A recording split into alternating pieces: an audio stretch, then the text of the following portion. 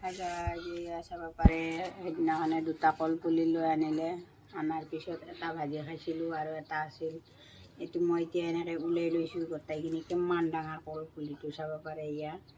আৰু এতিয়া মই এইটো দিনৰ কাৰণে ভাজি বনাম বুলি মানে এতিয়া বাচবা লাগিব, কিমান ডাঙৰ চাব।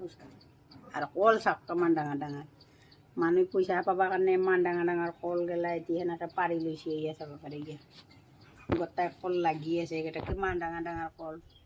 কলগেলা খাম না এতিয়া, কলগেলাটো খাই ভাল নালাগব, মানে আধাৰ পৰা দিম আৰু বাকী ইমান এইকেইটা আনিলোঁ আৰু ইমান ডাঙৰ, সেইকাৰণে আপোনালোকক দেখালোঁ।